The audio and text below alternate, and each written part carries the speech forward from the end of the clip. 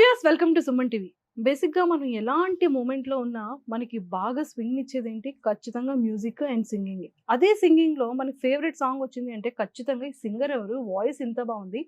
So, ఒక్కసారి singer ఎవరు అని గూగుల్‌లో సెర్చ్ చేసేస్తూ ఉంటాం. బట్ ఎలాంటి మూమెంట్‌లో ఉన్నా, ఎలాంటి మూడ్‌లో ఉన్నా అందరికీ బాగా నచ్చింది వాయిస్ అండ్ మ్యూజిక్. ఈ 2 మిక్స్ చేసిన తర్వాత ఆహా! మన రిపీటెడ్ లిస్ట్‌లోనే ఉంటుంది. అన్నిటికన్నా ఏంటంటే, నాతో పాటు ఉన్న ఈ సింగర్ మాత్రం నా సామిరంగా అంటూ నా దగ్గరికైతే వచ్చేసారు. మరి మమన్ కుమార్ నాతో పాటు ఉన్నారు. సో, అతనితో మాట్లాడి చాలా విషయాలు తెలుసుకుందాం. పాటలు కూడా చాలా పాడించేద్దాం. హాయ్ అండి. హలో అండి. ఎలా ఉన్నారు? చాలా బాగున్నాను. మీరెలా ఉన్నారు? నేను కూడా చాలా చాలా బాగున్నాను. గజం కేవలం 4,500 రూపాయలతో 165 గజాల భూమి కేవలం 8 లక్షలు మాత్రమే. సో, ఎక్కడ ప్రాపర్ ఎక్కడ? బాటమ్ బోర్న్ ఎక్కడ? ఏం చదువుకున్నారు? ఇందులో ఎలా వచ్చారు మ్యూజిక్‌లోకి? మాది ప్రాపర్ నెల్లూరు అండి. నెల్లూరు పక్కన ఒక చిన్న పల్లెటూరు. స్కూలింగ్స్ అన్నీ అక్కడే. కాలేజ్‌కి వైజాగ్ వెళ్ళాను. ఇంటర్ డిఫెన్స్‌లో హ్మ్. డిఫెన్స్‌లో జాయిన్ అయ్యాను. హ్మ్. అంటే నేవీ, ఎయిర్ ఫోర్స్ ఇవన్నీ ఉంటాయి కదా! సో, దానికి సంబంధించి జాయిన్ అయ్యాను. నెక్స్ట్ ఇంజినీరింగ్ చేశాను మెకానికల్. పాడుతా తీగ తర్వాత సింగింగ్‌లోకి వచ్చానండి యాక్చువల్లీ. పాడితే తీగ లైఫ్‌ని మార్చేసింది. ఎగ్జాక్ట్‌లీ. ఫస్ట్ అందరికి పాడితే తీగ అనగానే ఎస్‌పి బాలసుబ్రహ్మణ్యం గారు మాత్రమే గుర్తొస్తారు కదా! అంటే స్టేజ్ షేర్ చేసుకొని ఉంటారు. అండ్ అలానే అతని ప్రెజెన్స్‌లో ఎన్నో పాటలు పాడే ఉండుంటారు కదా! సో, ఎప్పుడు జర్నీ మొదలైంది పాడుతా తీగ? నేను ఫస్ట్ సెలక్షన్స్‌కెళ్ళింది మాత్రం నా 7థ్ క్లాస్‌లో అండి. ఫస్ట్ రిజెక్ట్ అయ్యాను. పార్థసారథి గారు మీకందరికి తెలిసే ఉంటారు. Of so, course. ఆ సారే వచ్చారు సెలక్షన్స్‌కి మన నెల్లూరుకొచ్చారు. సో, నేను ఫస్ట్ ఒక లైన్ పాడగానే చాలు చాలన్నారు. తర్వాత 2015లో మళ్ళీ హైదరాబాద్‌లో సెలక్షన్స్ జరుగుతున్నాయని ఫ్రెండ్స్ చెప్తే, సెలక్షన్స్ ఒకసారి ట్రై చేద్దాము. నిజంగా పాడుతా తీగలు పాడదామని గాదు. జస్ట్ ఆయన్ని చూద్దామని మాత్రం. బాలుగారిని ఒకసారి కనిపిస్తారేమో ఆయన సెలక్షన్స్‌కెళ్తే కనిపిస్తారు గదా! అని ఆశతో వెళ్ళాను. దేవుడి దయ వల్ల సెలెక్ట్ అయ్యాను. సో, అలా మొదలైంది. 2015లో పాడుతా తీగలు పాడాను. అప్పటి నుంచి ఆయనతో జర్నీ కొనసాగింది. మీకిచ్చిన బెస్ట్ కాంప్లిమెంట్స్ ఏంటి? ఫస్ట్ నా పేరు అర్థం గాక ఆయన ఫస్ట్ పేరడిగారు. 'మమన్ కుమార్ అంటే ఏంటి?' అని అడిగారనమాట. సో, చెప్పాను. మా వచ్చేసి మా ఊర్లో అంటే పక్కనే ఒంగోలులో మాలకొండ స్వామి అని ఒక నరసింహస్వామి దేవాలయం ఉంది. ఆ ఫస్ట్ నేము అండ్ మా నాన్నగారి ఫస్ట్ లెటర్ గూడా మానే. అమ్మ పేరు నిర్మల. సో, ఆ 3 వచ్చేలాగా 'మమన్ కుమార్' అని పెట్టారు అనేసి చెప్పేసరికి ఆయన చాలా బావుంది. అర్థం గూడా ఉంది పని అని చెప్పేసి నా పేరు అందరికి తెలిసేలా ఆయన ద్వారానే తెలిసింది. నాకదొక మర్చిపోలేని అదైతే బెస్ట్ కాంప్లిమెంట్ అయితే మాత్రం 'ప్రియతమా నా హృదయమా' సాంగ్ అని ఫస్ట్ నేను పాడింది బాలుగారి ముందు అదే. సెలక్షన్స్‌లో కాకుండా ఎపిసోడ్‌లో పాడిన సాంగ్ అదే. మ్యూజిక్ ఏం నేర్చుకోలేదంటున్నావు. బట్ నీ గొంతులో పలికే ఆ ఫీలింగ్ ఏదైతే ఉందో అది నువ్వు ప్రాక్టీస్ చేసావో లేకపోతే అదేంటో గాని చాలా చాలా బావుంది అనేసి అన్నారు. ఎలిమినేట్ అయిపోయిన తర్వాత ఇంకో సాంగ్ పాడాల్సొచ్చింది నేను 'పాడుతా తీగలో'. అది పాడిన తర్వాత నిన్నెందుకిలా పాడలేదు మీరు? ఒక మంచి సింగర్‌ని 'పాడుతా తీగ' నుంచి వదులుకుంటున్నాం. నిన్న ఇలా పాడుంటే బావుండేదని ఆయన నోటి ద్వారా వినడం నాకు చాలా బ్లెస్సింగ్స్ అనిపించింది. ఇది ఫస్ట్ కాంప్లిమెంట్. ఎగ్జాక్ట్‌లీ. కానీ ఇంకొక విషయం తెలుసా? హ్మ్. సుమన్ టీవీకి వచ్చిన యాంకర్ నేమ్ కూడా స్టార్టింగ్ ఎంతోనే స్టార్ట్ అయింది. ఓకే. మంజుష అని తెలుసు నాకు. మరి పాడుతా తీగ దీనికేం సంబంధం? అయ్యో! బెస్ట్ మెమరబుల్ అక్కడ నేమ్ అడిగితే చెప్పారా? నా పేరుకి మీ పేరు కనెక్ట్ చేసుకున్నారు. ఓకేనండి. సూపర్. మంజుష గారు. మధ్యలో నైస్. ఇన్‌కరప్ట్ చేయకూడదు కదండీ! ఓకేనండి. అందుకే లాస్ట్‌లో చెప్పాను. సూపర్. సూపర్. అంటే ఫస్ట్ సాంగ్ 'ప్రియతమా నీ వచ్చుట కుశలమా' సాంగ్ నో. నో. నో. కాదా? 'ప్రేమ' మూవీ నుంచి ప్రియతమా ఎగ్జాక్ట్‌లీ. నా హృదయమా ఎగ్జాక్ట్‌లీ. ప్రేమకి అబ్బ నా ఫేవరెట్ సాంగ్ అండి. ఏది మరి అందుకోండి. ప్రియతమా నా హృదయమా ప్రియతమా నా హృదయమా ప్రేమకే ప్రతిరూపమా ప్రేమకే ప్రతిరూపమా నా గుండెలో నిండిన గానమా నన్ను మనిషిగా చేసిన త్యాగమా ప్రియతమా నా హృదయమా ప్రేమకే ప్రతిరూపమా. ఫోటో ఏమైనా ఇస్తే పక్కన ఇలా ఏద్దాం. శిలలాంటి నాకు జీవాన్ని పోసి కళలాంటి బ్రతుకు కళతోటి నింపి వలపన్న తీపి తొలిసారి చూపి ఎదలోని సెగలు అడుగంట మాపి నులివెచ్చనైనా ఓదార్పు నీవై శృతిలయలాగా జత చేరినావు నువ్వు లేని నన్ను ఊహించలేను నా వేదనంతా నివేదించలేను అమరం అఖిలం మన ప్రేమ ప్రియతమా నా హృదయమా ప్రేమకే ప్రతిరూపమా. సూపర్. Thank you. చరణం ఎందుకు ఇప్పుడు నచ్చింది అనేది నాకు అర్థమైంది.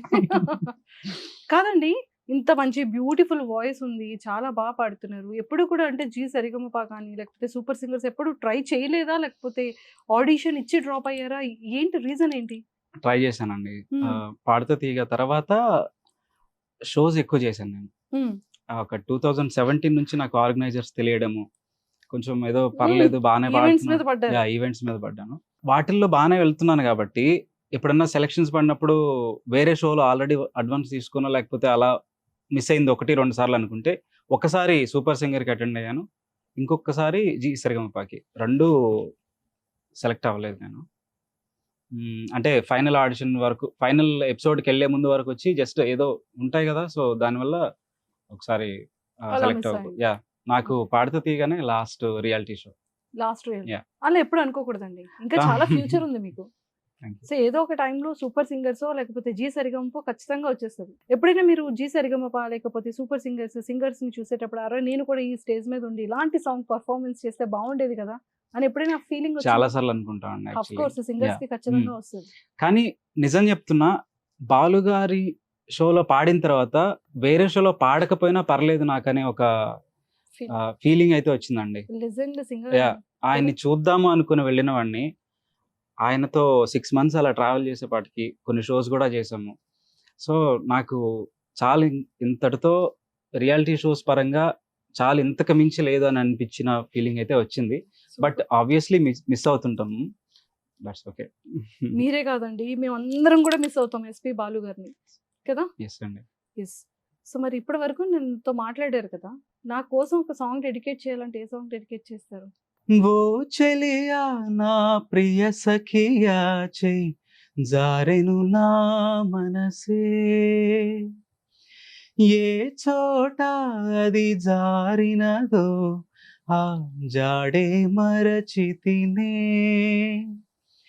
నీ అందెలలో చిక్కుకుంది అని నీ పదముల చేరితినే, ప్రేమంటే ఎన్ని అగచాట్లో మన కలయిక తెలిపినదే, నా గుండెలలో ప్రేమ పరవశమే ఇరు కన్నులు సోలెనులే, ఓ చెలియా నా ప్రియ సఖియా చెయ్ జారెను నా మనసే.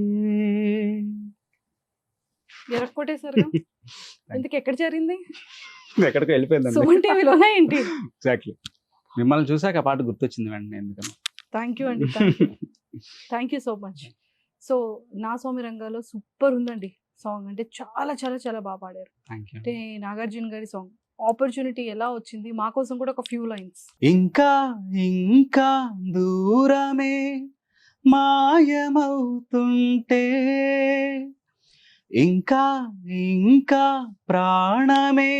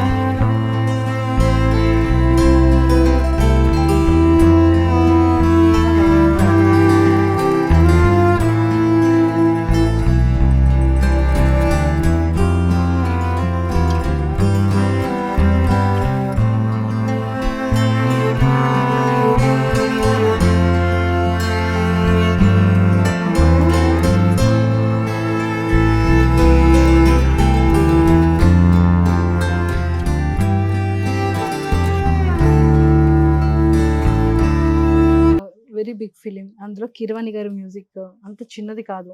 సో ఎంత రెమ్యునరేషన్ ఇచ్చారు? రెమ్యునరేషన్ నాకు ఒక లైఫ్ టైం ఇచ్చారండి. లైఫ్ టైంకి సరిపోయేంత రెమ్యునరేషన్ ఇచ్చారు. నా జీవితం ఇచ్చారండి. Yes, of course. లైఫ్‌నైతే ఖచ్చితంగా మరి ఇచ్చినట్టే. ఎగ్జాక్ట్‌లీ. అంటే మనీ ఎంత? మనీ నేను అసల దాని గురించి పట్టించుకోలేదు. ఎంత ఇచ్చారో కూడా మర్చిపోయాను. మర్చిపోయారు. సరే, 'సవ్యసాచి' హ్మ్. తర్వాత కథానాయకుడు ఇవి చేశారు కదా! అవును. దానికి ఎలా పే ఉండేది మీకు? మాకు కాల్ షీట్ అలా ఉంటుంది. ప్రతి సింగర్‌కి పర్ డేకి ఒక 3 అవర్స్ ఎంత 1 అవర్ వెళ్ళినా కూడా ఒక 5000 అలా ఉంటుందండి. ఒక డేకి. ఒక డేకి. యాహ్! బయట షోస్, ఈవెంట్స్ వేరేనండి మళ్ళీ. సరే, ఈవెంట్స్‌లో ఎన్ని అవర్స్ పాడతారు? ఈవెంట్స్‌లో ఒక 2.5 అవర్, 2 అవర్స్ పాడతాను. 2-2.5 అవర్స్. దానికి ఎంత చార్జ్ చేస్తారు మీరు? ఫస్ట్ టైమ్ అడుగుతున్నారు ఇలా. అయ్యో! మాకు క్యూరియాసిటీ ఉంటది కదా! డిపెండ్స్ అండి. యాక్చువల్లీ ఒక్కొక్క ఆర్గనైజర్ ఒక్కలా ఉంటారు. బట్ మనకు బాగా తెలిసిన ఇది ఆర్గనైజర్ హైయెస్ట్ అంటే లోకల్‌లో ఒక 35,000 వరకు ఓకే. ఇంకా తక్కువ ఉందన్నా కూడా నేను వెళ్లి పాడతాను. ఎంత డిమాండ్ అనేది. నాన్ లోకల్ అయితే? నాన్ లోకల్ అయితే యాక్చువల్లీ డబుల్ ఉంటుంది. బట్ అంత లేదు అన్నప్పుడు చార్జెస్ వాళ్ళే కార్ అలాంటివి అరేంజ్ చేసి నేనైతే ఇప్పటివరకు ఎవరిని డిమాండ్ చేయలేదండి.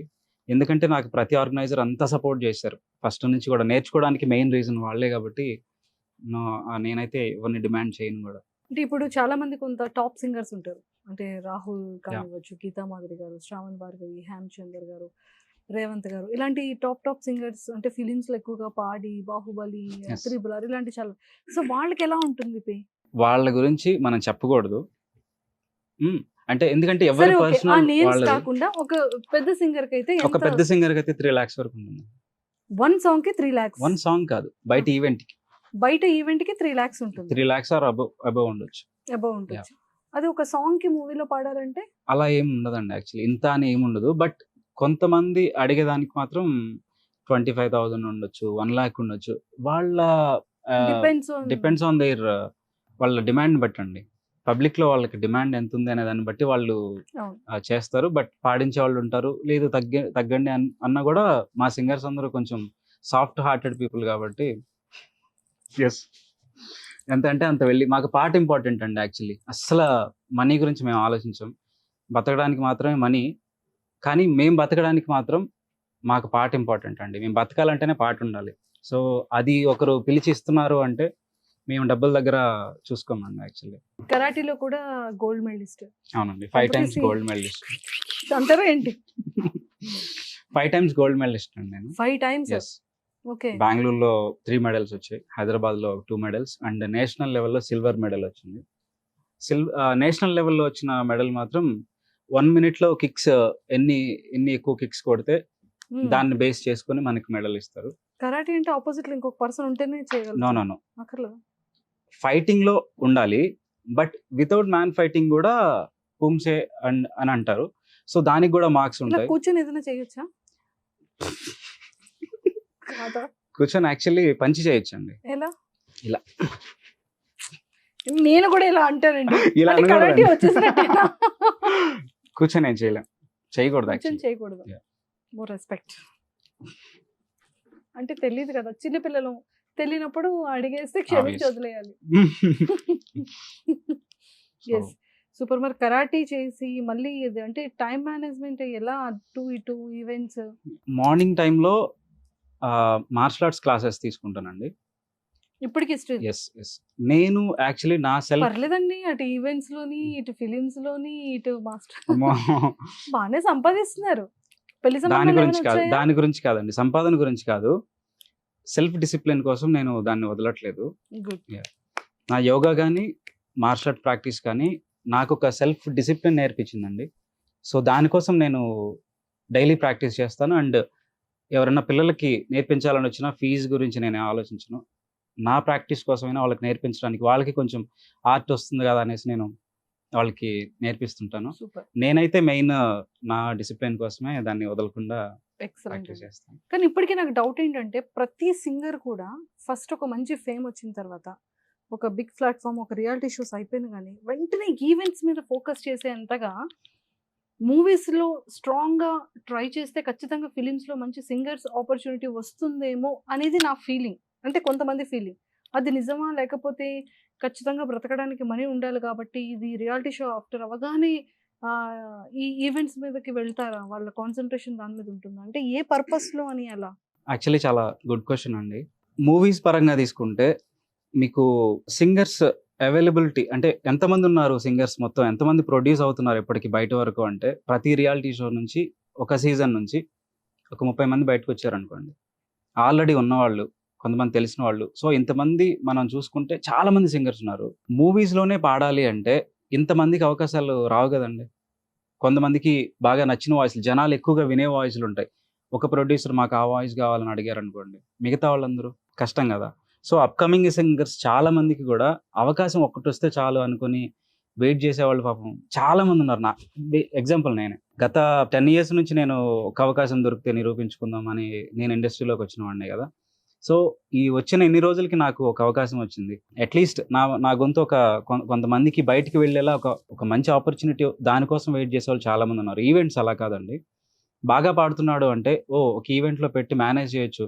ఈవెంట్ సక్సెస్ అవుతుంది అంటే ఈవెంట్ ఆర్గనైజర్‌కి గూడా అతన్నే మళ్ళీ మళ్ళీ పిలవడం. సో, ఈవెంట్‌లో ఎట్ ఎ టైమ్ ఒక 10 మెంబర్స్ ఉండగలిగే రేంజ్ గూడా ఉంది. ఒక ఈవెంట్ చేస్తున్నారు యెస్. అంటే. యెస్. ఎందుకంటే మేము అబ్జర్వ్ చేస్తాం కదా! కొన్ని పబ్స్‌లో కానీ, రెస్టో యాహ్! బార్స్‌లో కానీ, కొన్ని ఈవెంట్స్‌లో, మ్యారేజెస్‌లో ఎంత మంచి వాయిస్ ఉంటదో. యెస్. సడెన్‌గా ఒక్కసారి ఇలా టర్న్ అయ్యేటప్పటికి అబ్బా! ఈ ఈవెంట్‌లో, ఈ మ్యారేజ్ ఫంక్షన్‌లో ఇంత మంచి వాయిస్ ఉంది. వీళ్ళు ఎందుకు ఫిలిమ్స్‌లో ఎందుకు హ్మ్. పాడట్లేదు అనే క్వెషన్ వస్తది. అప్పుడు ఆపర్చునిటీ కష్టం, సర్కిల్ ఉండాలి, ఎగ్జాక్ట్‌లీ. బ్యాక్‌గ్రౌండ్ ఖచ్చితంగా స్ట్రాంగ్ అయితేనే ఆపర్చునిటీ దొరుకుతుంది అనే వర్డ్స్ ఎక్కువగా వింటాం. నాకు అనిపిస్తది.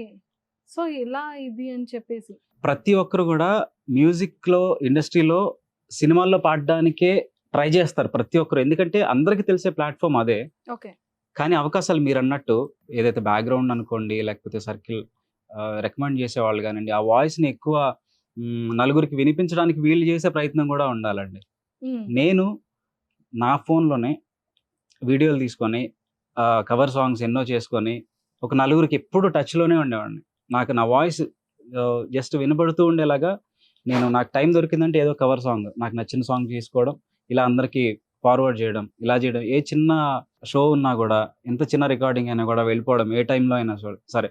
సింగింగ్ కోసమే నా లైఫ్ మొత్తం అనుకున్నాను గాబట్టి, ఏదో ఒక రోజు మంచి ఆపర్చునిటీ వస్తదని వెయిట్ జేస్తూ ఉన్న బట్టి ఇవాళ హ్మ్. నిజంగా ఫస్ట్ పాడడమే నాకొక ఒక వరల్డ్ ఫేమస్ ఒక మ్యూజిక్ డైరెక్టర్ దగ్గర నాకు సాంగ్ రావడం అనేది నిజంగా వెరీ హ్యాపీ అండి. So, family background.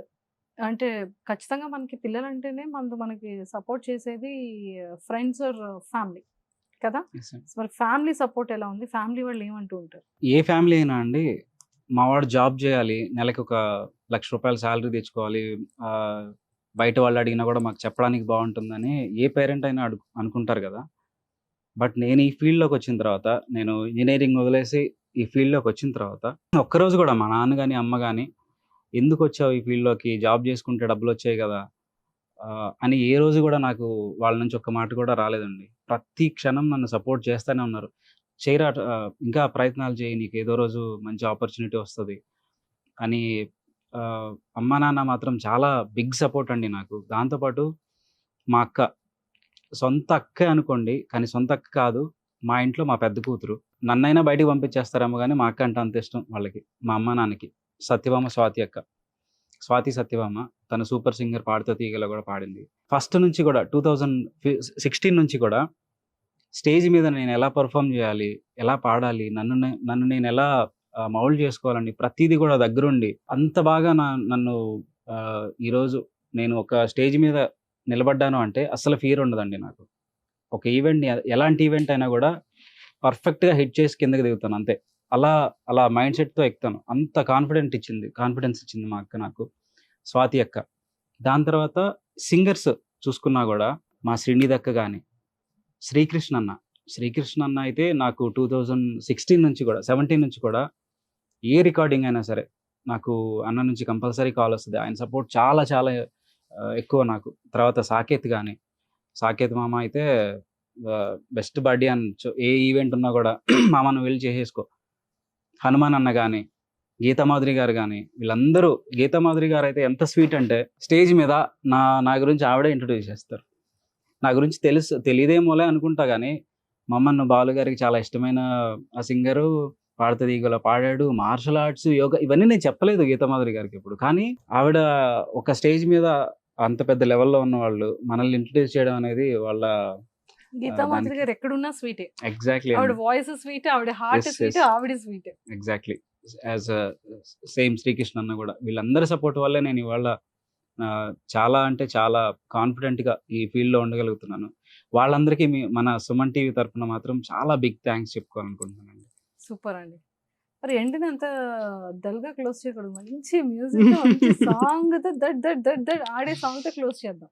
అలలే చిట్టలలే ఇటు వచ్చి వచ్చిపోయే అలలే నన్ను తడుతూ నెడుతూ పడుతూ ఎదుటే నురగై కరిగే అలలే తొలిగా పాడే ఆ పల్లవి అవునేలే దరికే వస్తే లేనంటావే నగిల నగిల నగిల బిగువచ్చాలే నగిల ఓహో నగిల నగిల నగిల బిగువచ్చాలే నగిల ఓహో పడుచు పాట నెమరు వేస్తే ఎదలు వేడే పెంచే పడక కుదిరి కునుకు పట్టి ఏదో కోరే నన్నే కాలప్ చెడుగుడుగుడు మీరు కూడా అంటే బాగుంటుంది వద్దండి. వద్దా? అమ్మో! అంత మంచి సాంగ్, అంత బ్యూటిఫుల్ మ్యూజిక్. నీళ్ళోసే ఆటల్లో అమ్మల్లే ఉంటుందో వేధిస్తూ ఆడిస్తే నా బిడ్డే అంటుందో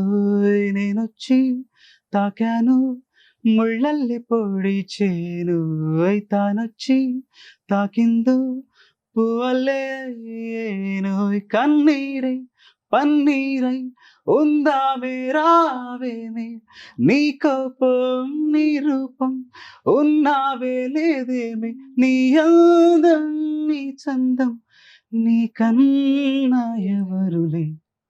చూసారా పాడేశాను నేను కూడా. సూపర్. సూపర్ అండి.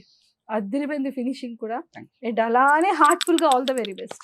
యూ సో మచ్ అండి. Nice talking to you. Thank you Manjusha garu. Thank thank you. You.